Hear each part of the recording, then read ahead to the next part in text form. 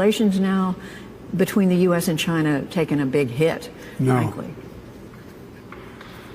No. How do you know? I know. I talked to him. You've talked to Talked to Xi Jinping before. And our team talks to their people. During this and Yeah, since? after I haven't talked to him during this. Oh. What? Joining me now, Jack Posobiec, host of the great Human Events Daily podcast. Also, a Navy veteran. I don't like that, but it is what it is. All right, Jack. What is our relationship with China? I know we're enemies, we're friends, we're enemies who need each other. What is it? Well, so, I mean, there's a lot of ways you can answer that question, but the reality is this, is that China has always, for the last 30 years or so, been the partner in crime of the elites in this country. When all of our jobs were shipped overseas, the deal was manufacturing will go to Asia. So we're going to remove manufacturing from the Steel Belt, will become the Rust Belt. We're going to remove it from the Midwest. We're going to remove it from the South. It's going to go to East Asia, particularly China, so that they can pay slave wages. The Western capital and the intellectual property will be our angle of it. So the people who were shipping all the jobs over there got filthy rich, while all the wealth, the jobs, the employment, the growth, that all went to China. The backstop of that included in all of this was that the IMF and the World Bank would be going in funding all of their rise with loans. So, there's a reason that Chicago and Detroit look the way they do, and Shenzhen and Shanghai and Beijing look the way that they do, because we paid for that. Our wealth was transferred to China.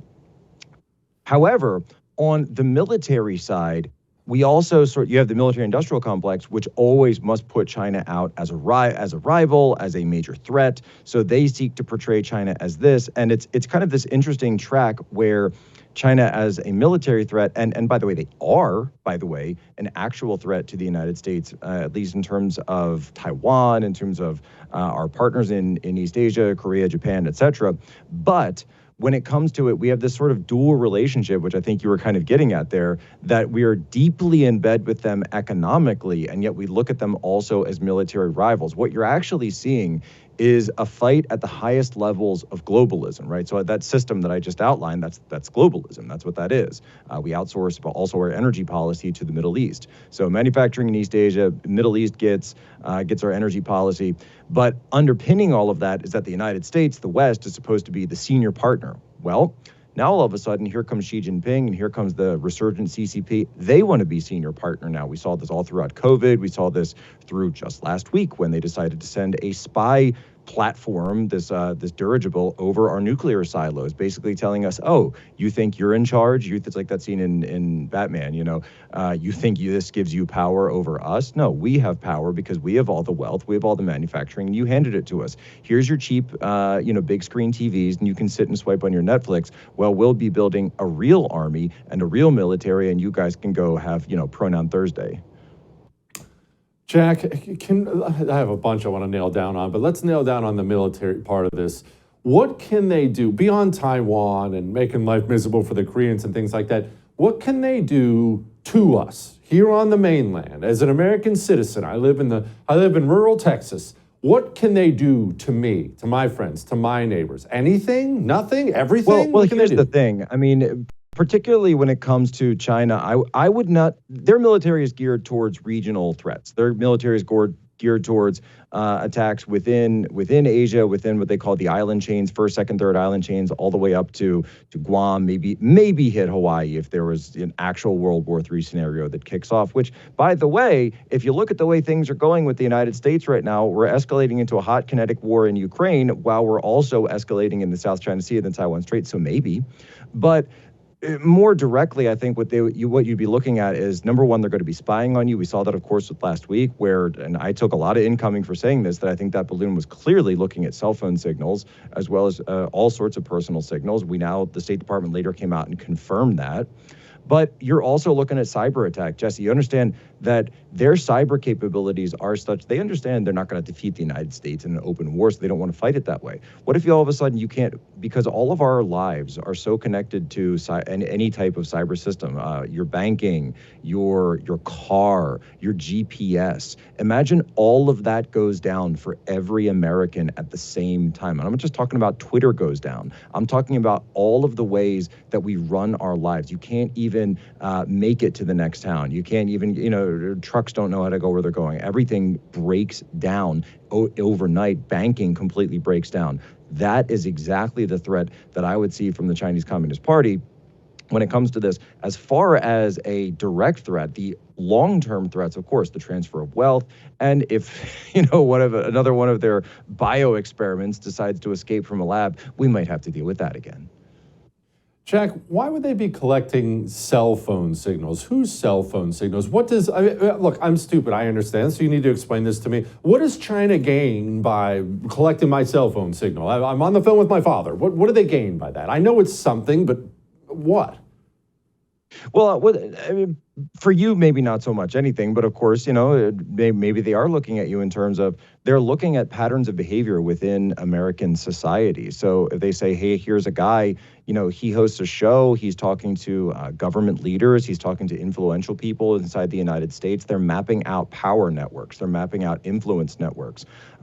When it comes to bases, they're going to say, who runs the base? Who runs who are the guards? Where are the guards working with? Who's the one? What are these trucks that go in and out? Oh, that's the food delivery. What company does the food delivery? Who works for them? What are the logistics? What are the supply runs that go back and forth? What's the frequency? How do you get in and out? What are the codes that we use for all of these things that we put on our basic, and we saw this in the Navy, by the way, how they could look at our fire control, they could look at our Aegis, our early warning radars, but what about signals that we send to power the lights, to run the engine, to just have basic electricity throughout the ship? Are those systems as safe as the ones that we use to run our weapon systems? Not exactly, but guess what? If we don't have the security controls on them, then what happens to your ship if all of a sudden you can't drive it across the ocean? What if you get stuck somewhere? What if you can't turn your engine on? You've just neutralized that as well. So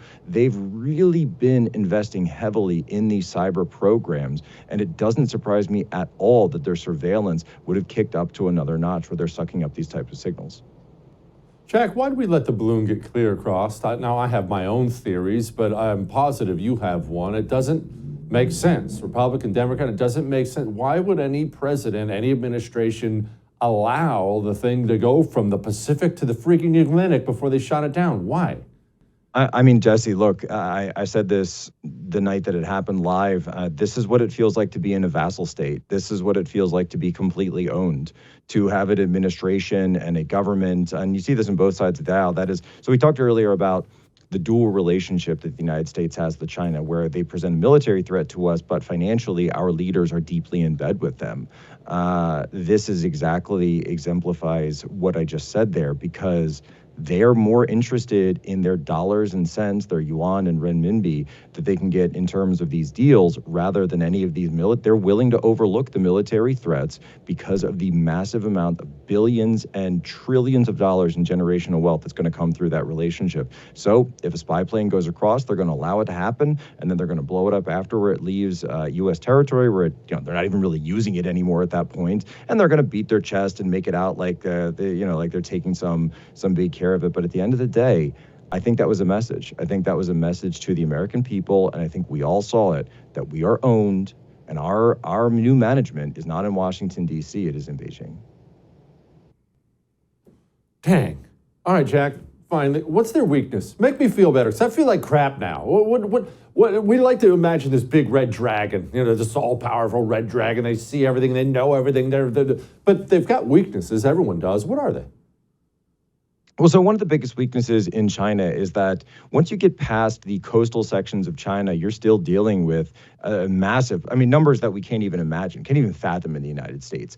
700, 800 million people still living in poverty in that country. People who, if they realize that they are the ones being kept in those conditions by their elites that are really only operating in order to enrich themselves rather than do anything for the country, then if those people were somehow able to be turned on the regime itself, just like any other dynasty in China. They believe in this thing called the theory of dynastic cycles, where each dynasty throughout Chinese history has had this sort of cycle of growth, superiority, decline, decay, and then a new revolution puts a new dynasty in place. So if you look at the Communist Party as just another one of the dynasties of China going back for 5,000 years, it certainly fits into that. So you get a lot of those regional issues, you get a lot of situations where like this, but it's also why the Chinese Communist Party uses the United States as a scapegoat, uses the Taiwan situation as a scapegoat, because they're fanning the flames of really ultranationalism, hypernationalism, that only the Chinese Communist Party can protect you from the outside. Only the Chinese Communist Party can return Taiwan, can return Hong Kong from the Western imperialists. Only the Chinese Communist Party. And so this is the way that they keep their hold on people, to be able to say that we are the ones that must fight back. So yes, do they have weaknesses? Do they have issues? Absolutely. But the same issues, guess what? We got them too. Jack, appreciate you, brother. Thanks so much, Jesse.